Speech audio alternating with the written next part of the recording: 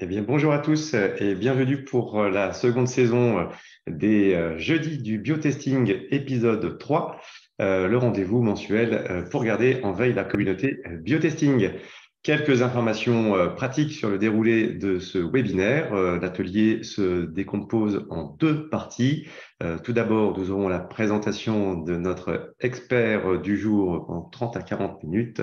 Et puis, nous aurons un jeu de questions-réponses pendant 15 à 20 minutes. Merci de poser vos questions en cliquant sur l'onglet discussion QR en bas de votre écran. N'hésitez pas à poser vos questions au fur et à mesure du déroulé de l'intervention que l'on traitera en fin de session. Nous ne prévoyons pas d'interaction à l'oral, mais uniquement via la messagerie Zoom webinaire. Cet atelier sera accessible en replay et le lien vous sera diffusé par mail dans les prochains jours. Aujourd'hui, nous allons voir comment optimiser les résultats anticipés d'analyse microbiologique tout en assurant leur traçabilité avec notre partenaire expert Intersciences. Et je vous propose d'accueillir chaleureusement Thomas Alexandre, ingénieur applicatif chez Intersciences. Bonjour Thomas. Bonjour Fabien, merci beaucoup de cette présentation et de l'opportunité donc merci aussi à Paul Pharma pour me donner l'opportunité de présenter nos produits, nos données. Donc je peux commencer, c'est bon, c'est mon tour. Tu as Compris. fini. Ok, donc je suis Thomas Alexandre, ingénieur applicatif chez Intersciences donc depuis bientôt 3 ans, pardon. Donc aujourd'hui, je vais vous parler donc de traçabilité et aussi de résultats anticipés, donc plus particulièrement dans les analyses microbiologiques, aussi dans les contrôles qualité, par exemple, dans les laboratoires. Voilà. Donc voici le plan, donc la traçabilité en général. Donc qu'est-ce que c'est que la traçabilité et aussi plus particulièrement la traçabilité digitale, donc avec la réglementation du 21 CFR Part 11, avant de vous présenter ensuite la vie d'un échantillon, donc de son étiquetage jusqu'à l'archivage en passant par la lecture en temps réel, donc de la croissance microbienne. Et je vais vous montrer aussi comment le logiciel que nous concevons est conforme au 21 CFR Part 11, parce qu'une bonne partie de cette traçabilité se fait au niveau digital sur ordinateur. Et enfin, je vais vous présenter une étude de cas. Donc là, vous allez avoir des vraies données que nous avons obtenues grâce au ScanStation. Et nous allons finir donc ce webinaire par une conclusion et puis par la session de questions-réponses en live, comme vous a dit Fabien. Donc, on va commencer par la traçabilité au laboratoire. Donc, la traçabilité est vraiment quelque chose d'important au sein du laboratoire et notamment donc, tout au long de l'analyse, vous avez besoin de suivre votre échantillon. Donc, ça commence par la réception de votre échantillon. Vous avez tout d'abord besoin de l'identifier. Donc, ça peut être un échantillon, par exemple, qui provient d'un contrôle qualité d'un produit fini, par exemple, ou un contrôle environnement. Vous avez besoin de l'identifier parce que en fonction de cet échantillon, vous allez avoir des analyses qui vont être spécifiques en fonction de cet échantillon.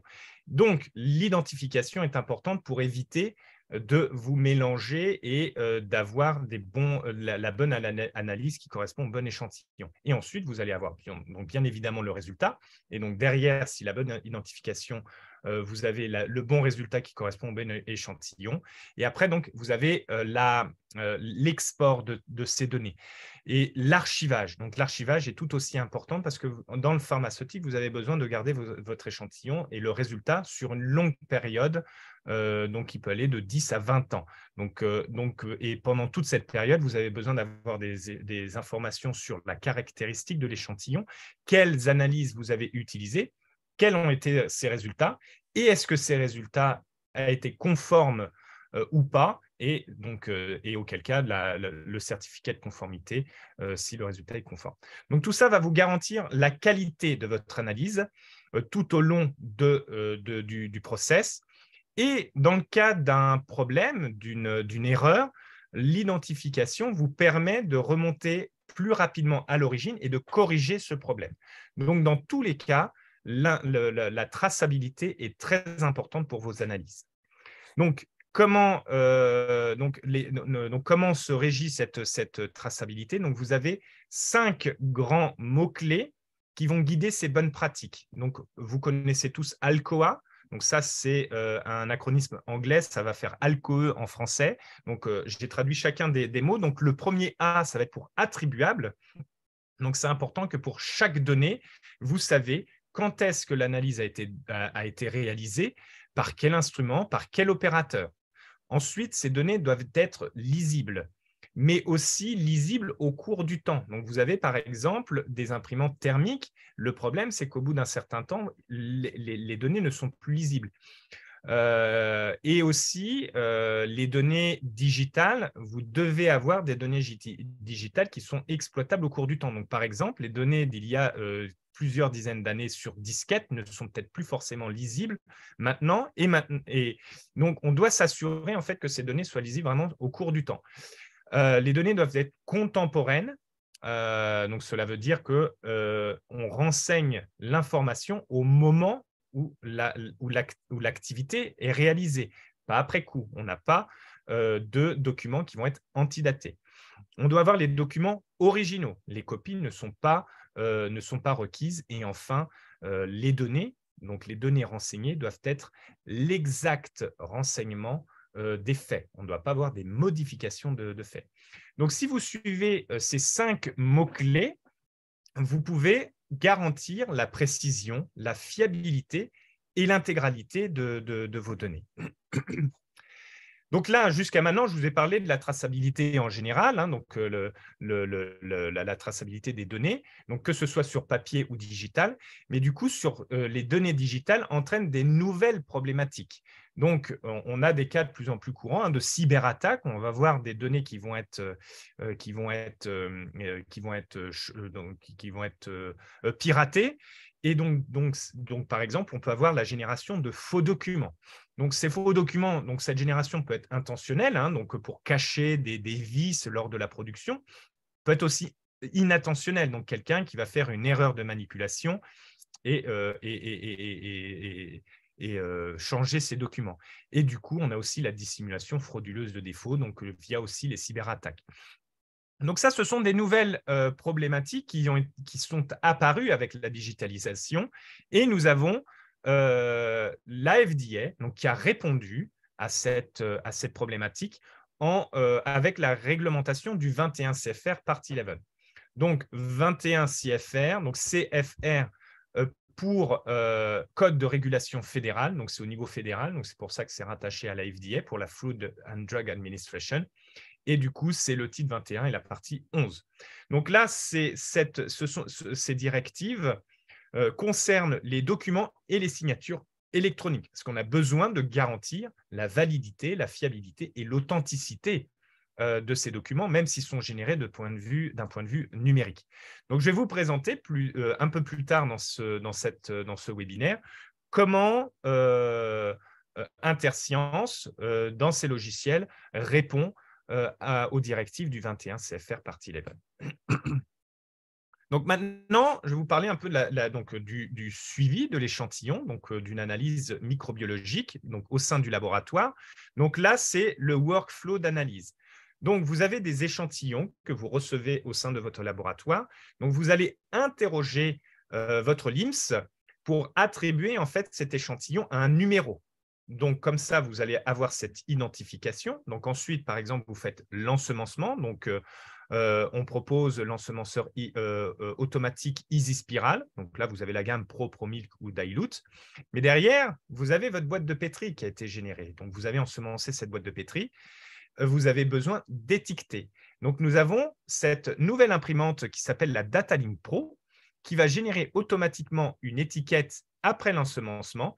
Et vous avez juste à glisser votre boîte de pétri sur la plateforme et vous allez avoir un étiquetage de cette boîte de pétri. Et sur cette étiquette, vous avez les informations complètes de votre échantillon. Donc, vous attribuez en fait l'échantillon à cette boîte de pétri. Et ensuite, vous pouvez utiliser cette boîte de pétri pour tout le reste de l'analyse.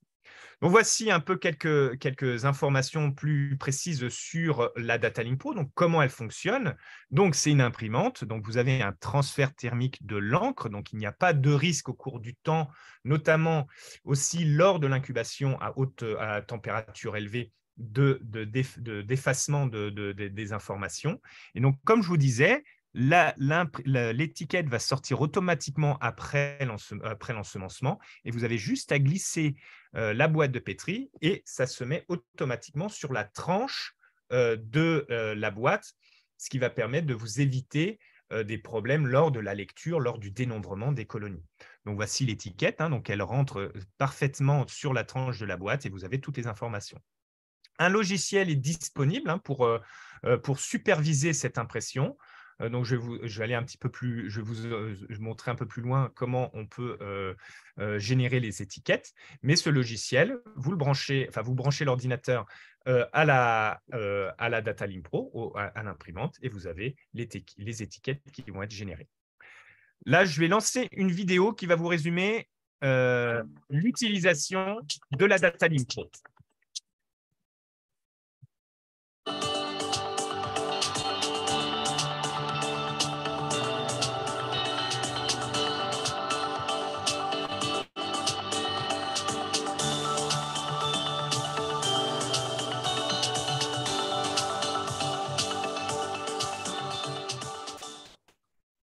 Donc voilà, comme ça, ça vous fait un visuel de comment l'intégrer dans l'ensemble du laboratoire. Et voici un peu plus d'informations sur cette étiquette. Donc, qu'est-ce que vous allez retrouver? Donc, tout d'abord, le data matrix. Donc, c'est comme ça que vous allez pouvoir flasher le data matrix et transférer les données sur le logiciel pour les analyses. Mais ce data matrix résume les informations, donc le numéro d'échantillon. Donc, comme ça, vous attribuez ce numéro à cet échantillon. Donc, vous savez que c'est cet échantillon-là et pas un autre. Avec le code de l'opérateur, donc vous savez qui a fait l'analyse, quand et avec quel type de gélose, quelle méthode. Donc, est-ce que c'est un milieu non sélectif type TSA ou est-ce que c'est une méthode d'ensemencement en méthode spirale ou en méthode en surface ou en masse, quel volume vous avez ensemencé et avec le mode d'ensemencement. Donc, à partir de là, vous avez toutes les informations après pour votre résultat final en UFC par ml.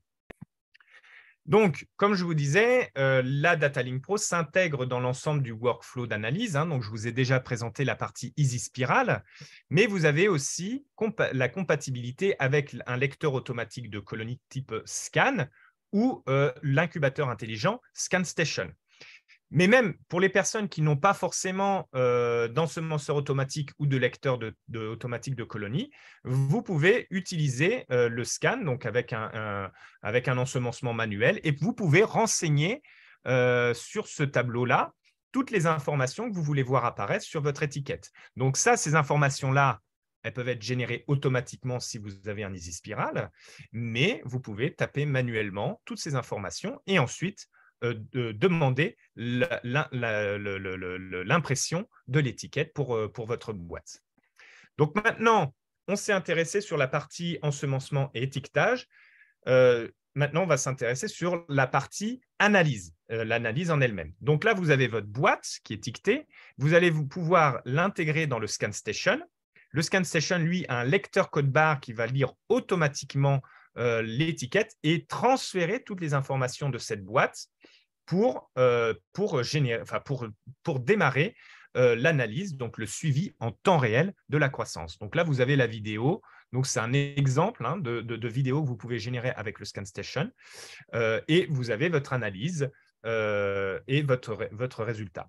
Donc, qu'est-ce que c'est que le ScanStation? Donc, c'est un lecteur, c'est un incubateur intelligent donc, qui va permettre la lecture en temps réel des colonies. Donc, pour cela, vous avez ici, donc ça, on est vraiment dans l'intérieur du ScanStation, à l'intérieur de la partie de la chambre d'incubation. Vous avez les boîtes de pétri ici, que vous allez pouvoir charger. Vous avez là une caméra et entre les deux, ici, vous avez un bras robotique. Et donc, ce bras va récupérer chacune des boîtes de pétri toutes les 30 minutes ou toutes les 60 minutes, les amener en dessous de cet appareil photo pour prendre une photo. Donc, comme ça, vous allez avoir, en fait, pour chaque boîte de pétri, toutes les 30 minutes ou toutes les 60 minutes, une photo. Et automatiquement, en temps réel, le ScanStation va générer une vidéo. Et grâce à cette vidéo, vous pouvez suivre en temps réel la croissance bactérienne ou microbienne. Donc ça, c'est un exemple de photo de la même boîte à différents temps d'incubation. Donc là, vous voyez, hein, au début, il n'y a rien. Après, vous avez les premières détections qui apparaissent. Donc, les colonies sont encore petites, mais vont être détectées par le ScanStation. Et ensuite, ces mêmes colonies vont grossir. Il n'y a plus de colonies qui apparaissent, mais elles vont grossir. Et sur ce graphe, donc dans le même exemple, vous avez le report de tous les CFU dénombrés toutes les 30 minutes. Et ça va vous permettre d'avoir le premier temps de détection. Donc, dans cet exemple, après 5h30 d'incubation, vous avez les premières colonies détectées. Et après 8 heures d'incubation, vous avez 100% de votre résultat. Et donc, pendant toute cette période, plus de nouveaux résultats, plus de nouvelles colonies vont apparaître. Donc, ça va vous permettre en fait d'avoir un résultat anticipé et ça va vous permettre de gagner du temps. Donc, c'est pourquoi avec le ScanStation, vous pouvez avoir jusqu'à 3 fois les résultats 3 fois plus tôt qu'avec les méthodes de référence. Et c'est aussi plus rapide parce que vous avez jusqu'à une capacité jusqu'à 300 boîtes de pétri en fonction du modèle de ScanStation. Donc, en une seule fois, vous avez 300 résultats.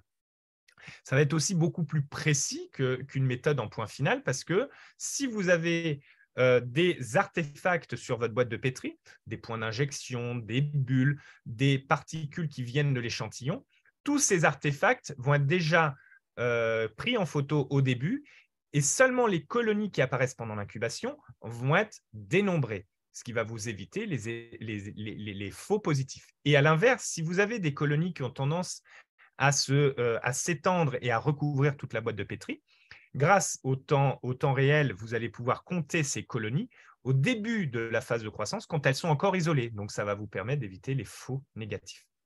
Dernier avantage aussi, donc on a indiqué identique, ça veut dire qu'avec le ScanStation, vous gardez les boîtes de pétri, les géloses que vous avez l'habitude d'utiliser au sein de laboratoire. Donc, ce n'est pas captif, on n'a pas de consommables captifs liés au ScanStation. Donc maintenant, je vais vous montrer comment le ScanStation répond au 21 CFR Part 11. Donc ça, ce que vous voyez ici sur cet écran, c'est la page d'accueil du logiciel. Donc vous avez différents modules. Et la première réponse au 21 CFR Part 11, c'est la gestion des comptes utilisateurs. Donc, si on clique dessus, vous obtenez cette page-là. Et donc là, vous voyez, vous avez 3 niveaux avec des droits plus ou moins importants en fonction du niveau. Donc, consultant, il a un peu moins de droits que analyste, qui a un peu plus de droits que le manager. Et le manager, lui, peut tout faire. Donc ça, ce sont les 3 niveaux par défaut. Mais vous avez aussi la possibilité de personnaliser les droits et de ne donner le droit, par exemple, que de contrôler la température du ScanStation. Donc, par exemple, vous avez un métrologiste qui n'a rien à voir avec la microbiologie, qui ne sait pas faire les analyses de microbiologie, mais par contre qui a besoin de vérifier que le ScanStation incube à la bonne température. Donc, vous donnez le droit de contrôler cette température et cette personne-là ne pourra pas faire les autres analyses liées au ScanStation. Donc, par exemple, on a aussi le droit, le bouton qui donne accès au ScanStation, donc le droit d'ouvrir et de fermer les portes. Donc, cette personne-là qui n'a que le droit de contrôler la température ne pourra pas ouvrir le ScanStation et enlever ou rajouter des colonies, des boîtes de pétri. Donc, ça permet de sécuriser votre appareil et seulement les personnes qui sont habilitées sur le ScanStation peuvent avoir accès à vos boîtes de pétri et donc avoir accès à vos analyses. Donc, c'est comme ça que vous verrouillez et vous sécurisez vos analyses. Donc, ça, c'est le premier point. L'autre point, ça va être aussi l'audit trail. Donc, en cliquant sur ce module, vous avez accès à l'audit trail. Donc, c'est un rapport chronologique de toutes les opérations qui sont réalisées sur le ScanStation depuis qu'il a été installé. Donc, comme vous voyez, en fait, ça s'incrémente à chaque fois que vous allez ouvrir une porte, rajouter une boîte ou enlever une boîte, faire une analyse. Vous avez l'information de quand est-ce qu'a été réalisée cette analyse quel est ce type d'analyse, qui a fait cette analyse et enfin, quel est l'événement. Donc, tout est tracé. Donc, vous avez une data intégrité qui est complète et ensuite, vous pouvez exporter ces données. Donc, par exemple, si vous avez un auditeur externe qui a besoin de vérifier votre activité, vous pouvez exporter et prouver que les analyses ont été réalisées dans de bonnes conditions. Le dernier point, ça va être la double validation de vos résultats. Donc, vous avez ce module Result Approval. Donc, pour chacune des boîtes, donc, pour faire la validation des résultats, vous avez 2 étapes. Donc, tout d'abord, vous allez vérifier. Donc, vous avez accès à la vidéo, vous avez accès à toutes les informations sur votre boîte de Petri et vous vérifiez si ce résultat est conforme au résultat attendu. Et ensuite, une deuxième personne doit valider ce résultat. Donc, comme ça, vous avez 2 personnes différentes qui vous permettent de vérifier ces résultats avant de les archiver, donc ce qui va permettre des erreurs humaines. Donc, ces 2 niveaux, et une fois que vous validez, les résultats vont être transférés dans le module archive, et une fois que c'est archivé, aucune modification est possible. Vous les gardez pour vos archives, mais il n'y a plus de modification. Donc, tout est sécurisé, tout est vérifié. Donc, tout ça va vous permettre de vous assurer la précision de vos résultats, la validité et l'authenticité. Donc, nous sommes 21 CFR Party Level. La dernière partie, maintenant, on va s'intéresser à un cas beaucoup plus concret, plus scientifique, donc une étude de cas. Donc là, on va d'abord évaluer la performance du ScanStation en comparant le dénombrement manuel du dénombrement réalisé par le ScanStation. Donc pour cela, on va ensemencer une souche, donc une souche des 5 souches de référence de la pharmacopée, donc une souche pure sur un milieu non sélectif, le TSA. Ensuite, on positionne cette boîte dans le ScanStation pour un dénombrement en temps réel, donc pendant l'incubation. Et ensuite, à la fin de l'incubation, on va valider manuellement avec la vidéo générée, le timelapse vidéo, valider le dénombrement du ScanStation. Donc, on va comparer comme ça manuellement le dénombrement du ScanStation. En deuxième partie, on va évaluer à combien on peut avoir un résultat anticipé, donc avec des manips de time to result. Donc pour cela, on va utiliser les mêmes échantillons, mais on va faire un dénombrement toutes les 30 minutes. Donc récupérer le dénombrement du ScanStation qu'il a réalisé toutes les 30 minutes. Avec ce dénombrement, on va réaliser une courbe de croissance. Donc on va pouvoir suivre toutes les 30 minutes les CFU et faire une courbe de croissance. Et à partir de cette courbe, on va pouvoir calculer le temps de première détection, donc de la première colonie, et aussi le temps de 85% du résultat final. Et donc, ça vous donne un aperçu de combien on peut avoir un résultat anticipé avec le ScanStation. Donc, voici les 5 souches de référence de la pharmacopée que nous avons utilisées. Donc là, ce sont un exemple pour chaque souche des vidéos qui ont été générées. Donc, vous les voyez en temps réel. Donc, on a Staph aureus. Ensuite, on a E. coli. Donc, vous voyez, les vidéos, ce sont des vidéos classiques. On peut avancer dans le temps ou reculer. Donc, comme ça vous permet de vérifier la qualité du dénombrement. Ici, on a Pseudomonas, qui est une souche qui a tendance un peu à se répandre sur l'ensemble de la colonie, de la boîte, donc générant des problèmes de dénombrement en point final. On a Candida et la dernière, c'est Aspergillus brasiliensis. Donc, vous voyez, certaines souches en point final sont assez faciles à dénombrer, mais par contre, il y en a d'autres comme Aspergillus ou Pseudomonas où c'est beaucoup plus compliqué. Donc là, avec la méthode de référence classique, c'est beaucoup plus difficile de compter un Aspergillus en point final qu'avec le ScanStation. Avec le ScanStation, vous pouvez revenir en début de phase de croissance. Là, vous avez vos colonies qui sont encore isolées et beaucoup plus facilement comptables. Donc là, vous allez avoir un résultat plus précis. Donc, voici un exemple en fait, du panel de notre étude qui est représentatif des vidéos que vous pouvez générer. Maintenant, je vais vous présenter donc, plus particulièrement les résultats qui ont été obtenus avec Staph aureus. Je ne vais pas, parce que sinon, on n'aura pas assez de temps pour tout présenter.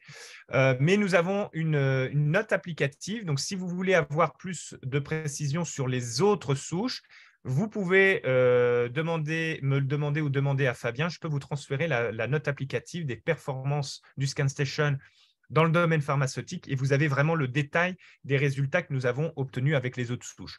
Mais Staph aureus est représentatif. Donc, comme vous le voyez, quand on fait un dénombrement manuel versus le dénombrement du ScanStation, on a une corrélation de près de 99% entre les deux. Donc, ce qui montre que le ScanStation est très performant pour le dénombrement et peut être intégré dans un laboratoire de contrôle qualité en pharmaceutique. Ensuite, avec Staph aureus, combien on peut gagner de temps par rapport à la méthode de référence? Donc là, ce sont la compilation de toutes les courbes de croissance de chacun des échantillons, donc des 47 échantillons que nous avons analysés. Et à partir de cette compilation de courbes, on a pu calculer la moyenne de primo-détection de 22 heures. Et ensuite, on a, au bout de 45 heures, 85% du résultat final. Donc, qui est à mettre en comparaison avec les 72 heures qui sont recommandées par la méthode de référence. Donc là, je vous ai quand même mis la conclusion de chacune des souches, donc du temps que vous pouvez gagner grâce au ScanStation sur ces différentes souches de référence. Donc, comme vous voyez, pour la détection des bactériennes, vous gagnez entre 69 à 79% du temps d'incubation. Et pour les levures et les moisissures, vous allez même jusqu'à 88%. Donc, pendant toute cette période-là, vous pouvez, en cas de contamination, vous pouvez apporter une action corrective sur votre production et éviter de produire des produits qui vont être contaminés. Donc, nous arrivons à la conclusion. Donc, pour revenir en fait à toute cette traçabilité, donc Interscience vous propose tout un workflow d'analyse qui va vous permettre en fait du début, donc au moment de la réception de votre échantillon jusqu'à l'archivage, une traçabilité qui va être complète, donc qui va de l'étiquetage à l'échantillon, donc notamment l'étiquetage donc avec la DataLink Pro des boîtes de pétri qui vont pouvoir être lues par le ScanStation et ensuite une fois les données générées vont pouvoir être exportées pour un archivage de long terme de vos échantillons. Juste avant qu'on termine, pour ceux qui ne nous connaissent pas, je vous présente rapidement Interscience. Donc, qui nous sommes? Donc, Interscience est une société française qui a été créée en 1979. Donc, nous avons plus de 40 ans d'expérience dans la microbiologie. Donc, Interscience est un concepteur et un fabricant. Donc, ça veut dire que la R&D et l'usine est basée en France. Donc, tout est conçu et fabriqué en France et nous sommes maintenant un peu plus de 160 personnes donc réparties sur 6 sites et 80% de notre production est exportée à travers le monde entier. Donc, voici où est-ce que nous nous situons. Donc, le siège social donc, qui est à Saint-Nom-la-Bretèche, donc c'est là où je suis actuellement. Et nous avons tout ce qui est la R&D et la production dans le sud du Cantal, à Puy-Capelle. Et ensuite, nous avons des bureaux un peu partout à travers le monde, donc à Boston pour les États-Unis, à côté de Francfort pour l'Allemagne, à Singapour, à Shanghai en Chine et à Tokyo pour le Japon. Donc, comme ça, ce qui nous permet de couvrir l'ensemble des zones où nous avons des produits. Donc, voilà, c'est la fin de ce webinaire. Merci beaucoup de votre attention. Encore merci à Paul Pharma de m'avoir invité à présenter nos données. Maintenant, si vous avez des questions, c'est le moment. Donc, je vous laisse poser vos questions et puis je serai ravi d'y répondre. Donc c'est à votre tour. Merci beaucoup Thomas pour cet exposé très clair. Moi, ça m'a donné envie de faire de la microbio. Hein. Je sais pas si les personnes merci. qui vous ont écouté également, mais non, c'est vrai que très bien la microbio. Je pense que ça pourrait aussi contribuer à à créer des vocations quand même, ce type d'appareillage. C'est vrai que c'est quand même assez sympa. Parce que moi, je trouve que c'est le type d'équipement qui donne envie de mener des projets ou qui donne envie de voilà, faire tout ce suivi de contamination microbienne et de qualité pour les produits pharmaceutiques. C'est vrai que c'est quand même un très bel outil et on comprend bien comment ça fonctionne. Donc, enfin, si moi j'ai compris, ça veut dire que tout le monde a compris. Merci beaucoup. Bah, nous, c'est un plaisir aussi hein, de discuter avec les différents acteurs de la microbiologie, notamment au contrôle qualité. Hein. Donc, c'est un plaisir aussi pour nous d'apporter des solutions et on essaye d'apporter les solutions les plus simples possibles, même si c'est un appareil qui est assez sophistiqué. Hein. Il y a un algorithme, il y a une robotisation. Euh, mais voilà, on essaye de faire le plus simple possible avec quelque chose d'assez sophistiqué et de high technology, comme on dit. Alors, n'hésitez pas, bien entendu, hein, à poser vos questions dans le fil de discussion à partir de maintenant. Euh, Première question, c'est au niveau des boîtes qui sont utilisées, notamment pour l'imprimante Data Link Pro. Est-ce que c'est un modèle particulier? Est-ce qu'on peut utiliser tout un ensemble de boîtes qui sont en commerce? Oui, alors il y a pas de, c'est pas comment captif d'un certain type de boîte. Hein. Donc avec la DataLink Pro, on peut utiliser alors boîte en plastique ou même boîte en verre et différentes tailles. Donc si on a aussi des boîtes de membrane de filtration, par exemple, hein, des boîtes de 55 mm, elles peuvent passer dans la rampe et être étiquetées sans problème. Donc, plus classiquement, hein, toutes les boîtes 90, hein, donc ça, c'est ce qu'on va retrouver sur la plupart du temps. Donc, ça, il n'y a pas de problème. Et même les boîtes 150, donc pour les personnes qui utilisent des plus grosses boîtes, ça fonctionne aussi. Donc, elles peuvent glisser sur la rampe d'étiquetage sans problème. Donc là, on essaye d'être aussi le plus flexible possible. Donc, voilà, l'utilisateur au sein du laboratoire n'a pas besoin de changer ses consommables pour utiliser la data link pour l'étiquetage. D'accord. Et du coup, pour la partie étiquetage, on l'a vu un peu sur la vidéo, mais du coup, là, il y a pas de manipulation en tant que telle de la boîte. Ou est-ce que le couvert doit être enlevé ou comment ça fonctionne? Non, alors oui, en effet, donc il n'y a pas besoin d'enlever le couvercle. Alors là, en plus, sur cette image, on voit la plateforme. Donc, vous voyez, il y a la rampe noire. En fait, il y a une petite pente au niveau de cette rampe qui va soulever légèrement le couvercle. Donc, quand on va faire glisser la boîte, ce qui va permettre le positionnement de l'étiquette. Et ensuite, une fois qu'on enlève la boîte, le couvercle est automatiquement refermé. Donc là, on n'a pas de manipulation. Juste, on fait passer la boîte et tout se fait pendant ce mouvement qui est assez rapide. Donc, on peut enchaîner. Voilà, on peut avoir une pile de boîtes à étiqueter et on les enchaîne une par une sans problème. Et le couvercle reste voilà, juste un peu entrouvert, mais il n'y a pas de risque voilà, de contamination lors de cet étiquetage. Donc, pas de manipulation particulière. D'accord. Alors, on a une question de Pascal Gonnet que je salue, bien entendu. Pascal, j'allais dire que j'embrasse, mais on nous écoute, je ne voudrais pas avoir de problème. Qui nous demande pour le Scan Station, vous ne parlez pas de l'utilisation pour les contrôles environnementaux. Continuez-vous néanmoins à travailler dans ce sens? Oui, oui, nous travaillons sur les contrôles environnementaux avec le ScanStation, donc notamment dans la note applicative que j'ai évoquée pendant la présentation. Donc, on a fait les analyses avec des souches pures, hein, donc des références de la pharmacopée, mais nous avons aussi contrôles environnementaux. Donc là, pour le cadre de cette note applicative, c'était une sédimentation passive, donc pour un contrôle de l'air.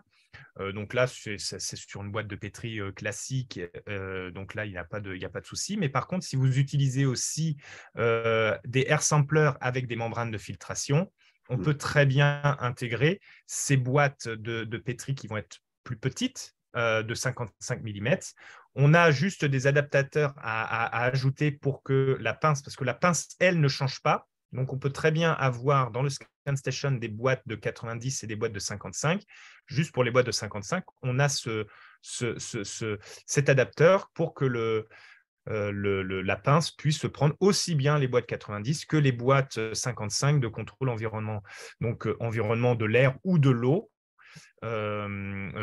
fonctionne très bien avec le ScanStation. Et nous avons déjà des utilisateurs en routine qui utilisent le ScanStation pour des contrôles environnementaux. D'accord, c'est clair. Je me posais également une autre question par rapport également à l'usage du ScanStation, c'est par rapport à la matrice. Est-ce que l'outil est capable de distinguer les matrices qui proviennent de l'échantillon des colonies, puisqu'on peut avoir effectivement des cas où on peut avoir des granulats, je ne sais pas, des choses qui peuvent venir aussi lors du prélèvement. Est-ce que ça, le système le gère? Oui, tout à fait. Donc ça, c'est un des grands avantages aussi du ScanStation et notamment de la lecture en temps réel. C'est que si vous avez des particules qui proviennent de votre échantillon, parce que vous avez un échantillon solide, par exemple des résidus de gélules ou des résidus de crème qui vont persister sur votre gélose, donc le ScanStation va prendre une première photo et cette première photo va être comme une tare en fait, qui va être une référence et toutes ces particules ne vont pas être prises en compte pendant l'analyse. Et c'est vraiment l'apparition de ces colonies en temps réel et de la croissance. Donc, on a une double dynamique, donc une colonie qui apparaît et qui grossit, qui va être détecté par le ScanStation. Donc, toutes les autres particules, comme des poussières, donc ça peut être des poussières ou des artefacts ou des bulles qui sont présentes sur la gélose, ne vont pas être comptabilisées dans le compte final des colonies. Donc, c'est vraiment cette dynamique, et ça, c'est permis grâce à la vidéo, donc grâce au temps réel, qui vous permet en fait de dénombrer que les vraies colonies. Donc, ça vous évite comme ça les faux, les faux positifs qu'on pourrait avoir en lecture en point final après incubation.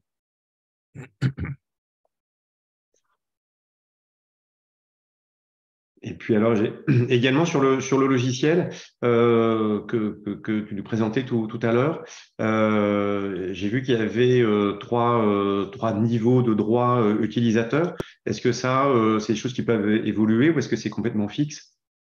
Alors là, c'est 3 niveaux. Donc ça, ce sont les 3 niveaux de base que l'on peut, qui sont déjà paramétrés quand on reçoit la machine. Mais après, en fonction des utilisations, on peut avoir des personnalisations de ces niveaux de droit. Donc, par exemple, on peut par exemple avoir une nouvelle personne qui arrive au sein du laboratoire, mais on ne l'a pas encore tout à fait formée. On peut lui donner le droit, par exemple, que de rajouter des nouvelles boîtes de pétri. Donc, cette personne-là ne pourra pas derrière faire l'analyse ou faire l'archivage des données parce que elle n'est pas encore complètement formée. Et après, au fur et à mesure du temps, une fois qu'on lui a bien formé sur qu'est-ce que c'est qu'une colonie, etc. Donc, on peut rajouter des droits au fur et à mesure. Donc, ça, c'est vraiment personnalisable et c'est vraiment spécifique. Et en gros, le ScanStation s'adapte au mode de fonctionnement du laboratoire. C'est moins le laboratoire qui doit s'adapter au ScanStation. Donc là, sur les niveaux des droits utilisateurs, c'est pareil, c'est personnalisable en fonction des applications spécifiques du laboratoire. Donc oui, la réponse est oui à ta question. On peut avoir voilà, des modifications de droits d'utilisateur. Mais par contre aussi, à chaque modification, bien évidemment, dans l'audit trail, c'est tracé. Donc on sait, voilà, à telle période, telle personne avait tel droit, mais mais avant cette période-là, cette personne n'avait pas les droits. Donc tout est tracé, bien évidemment. Pascal a une autre question. Lors de l'utilisation pour les contrôles environnementaux et surtout pour les contrôles de classe A, quelle assurance a-t-on de ne pas louper des colonies au niveau des bords? Travaillez-vous avec les autorités de santé? Si oui, lesquelles? Merci. Alors, donc, au niveau de la R&D, on a développé nos algorithmes justement pour améliorer le comptage au niveau des bords des bords de boîtes. Donc, parce que c'est toujours un problème, hein, même avec le temps réel, ça reste toujours un problème. On a aussi développé avec le ScanStation 300 une caméra qui s'appelle télécentrique, donc qui permet en fait de limiter en fait l'épaisseur de ces bords de droite et de boîte et d'augmenter encore la précision du dénombrement. Et par contre, à ma connaissance, on n'a pas fait de validation, j'imagine des validations auprès de la FDA, par exemple. Donc ça, pour le moment, ce n'est pas encore ce n'est pas encore au programme. Donc, en tout cas, nous ne faisons pas les validations. C'est après à l'utilisateur de valider ce dénombrement et de s'assurer que les analyses sont significativement correctes. Donc ça on n'a pas de travail avec les autorités de santé.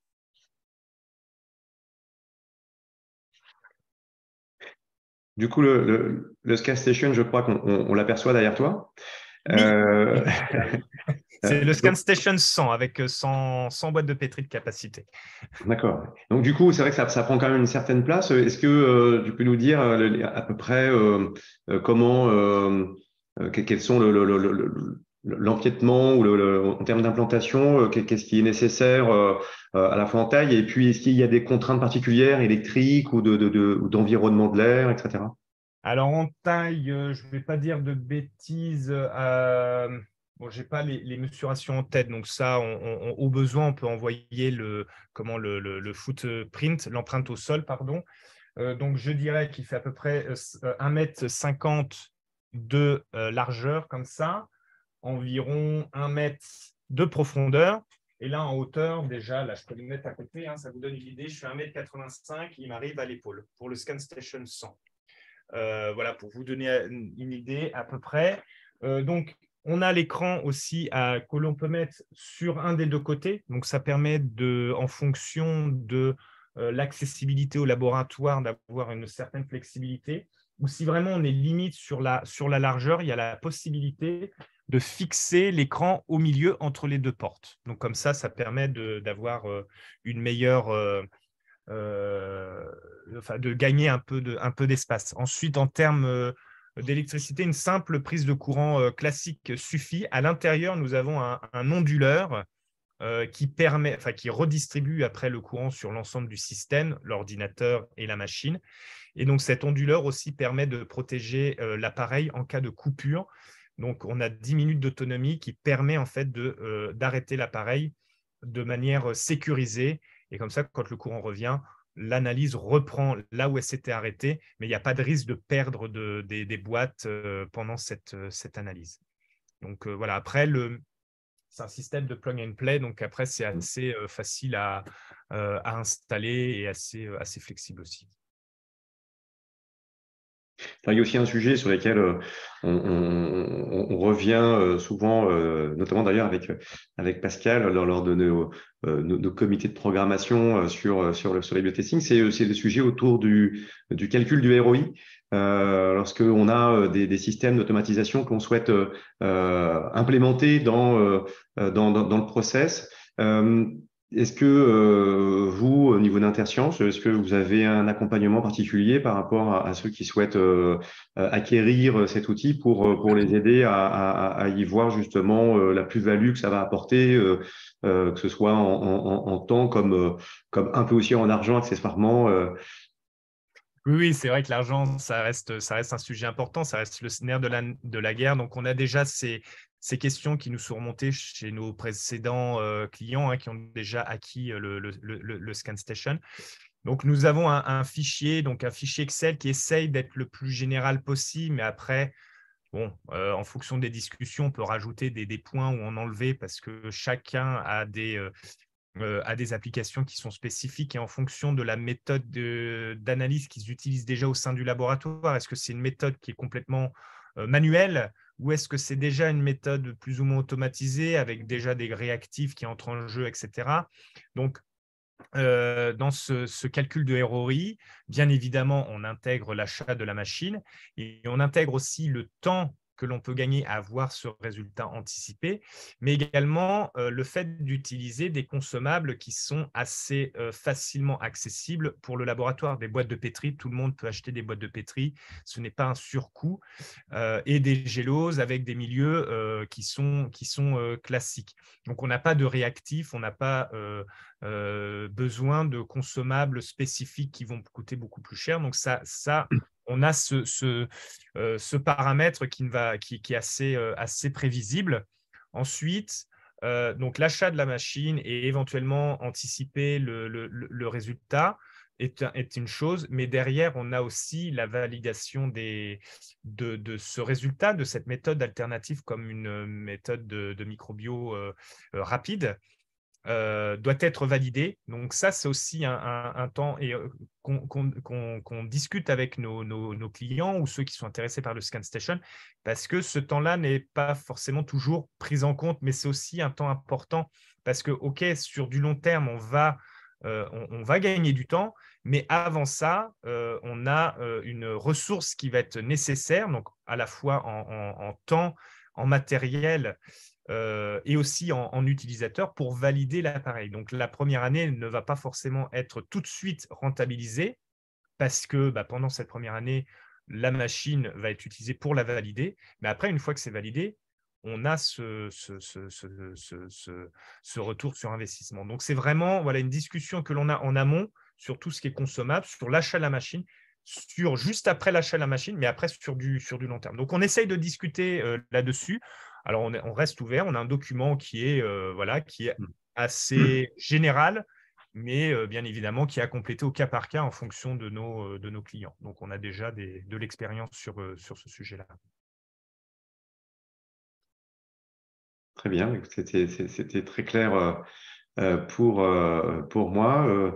Si on n'a pas d'autres questions dans le fil, je vous propose qu'on puisse conclure ce webinaire. Je vais juste essayer, voilà, hop, de faire ça pour que on nous voit en grand pour pouvoir clôturer ce webinaire. Merci beaucoup, Thomas, pour cette présentation et puis toutes ces réponses à nos questions.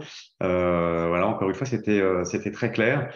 Et puis, bien entendu, on enverra donc le lien par mail pour le replay, également la présentation PDF. Et puis, on glissera également tes coordonnées pour que les uns et les autres, s'ils souhaitent pouvoir reprendre contact avec toi pour approfondir le sujet, qu'ils n'hésitent surtout pas. Merci beaucoup, Thomas. Avec plaisir. Merci beaucoup à toi, Fabien, donc de m'avoir laissé cette opportunité de présenter nos solutions chez Interscience. Merci beaucoup à Paul Pharma aussi. Et puis, merci à vous, chers participants. Donc, bien évidemment, si vous avez des questions, n'hésitez pas à revenir vers moi si vous avez la moindre question. Donc, j'y répondrai avec plaisir. Donc, merci à tous. Et puis, bonne fin de journée. Bonne fin de journée. Et puis, on se donne rendez-vous au prochain webinaire dans quelques semaines. Ce sera mi-mars de mémoire. Voilà. Merci à vous. Merci, à bientôt. Merci, Thomas. Au revoir. Merci beaucoup, Fabien, et merci à tous. Au revoir.